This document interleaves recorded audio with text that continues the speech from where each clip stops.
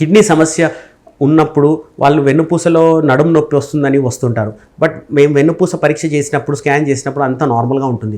యూజువల్గా పేషెంట్స్ అర్థం చేసుకోవాల్సింది ఏంటంటే అమ్మ, కిడ్నీ సంబంధిత వ్యాధులతో ఉన్నప్పుడు పేషెంట్స్కి ఒక పెయిన్ వస్తుంది, లాయిన్ పెయిన్ అంటాము. అది పెయిన్ వాళ్ళకు అలాంటితో పాటు సిమ్టమ్స్లో కూడా యూరిన్లో మంట రావడము, మూత్రంలో పస్ సెల్స్ రావడం, లేదా రక్తం పడడం, అలాంటి సందర్భంలో తమకు వచ్చే సమస్యలు స్టోన్సా లేక దానికి వేరే కిడ్నీకి సంబంధించిన వ్యాధులా అనేది ఇవాల్యుయేట్ చేసుకోవాలి.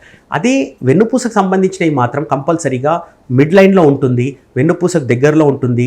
వెన్నుపూస మీరు నొక్కినప్పుడు కొంచెం ప్రెషర్ ఇచ్చినప్పుడు పెయిన్, టెండర్నెస్ వస్తుంది. అలాగే నరాలకు సంబంధించిన సిమ్టమ్స్ ఎక్కువగా ఉంటాయి కాబట్టి వాళ్ళకి sensory symptoms like tingling, numbness, paresthesias ఇలాంటి సందర్భం వస్తుంటాయి. వీక్నెస్ కూడా వచ్చినప్పుడు మోటార్ సిమ్టమ్స్ వస్తాయి. అలాగే బ్లాడర్ బావల్ ఇన్వాల్వ్మెంట్ ఉండే ఆస్కారం కూడా ఉంటుంది కింది లెవెల్కి వెళ్ళినప్పుడు. సో ఈ విధంగా కిడ్నీ సమస్యల్ని, వెన్నుపూస నుంచి వచ్చే డిస్క్ సమస్యల్ని తేడా తెలుసుకోవడానికి దోహదపడతాయి.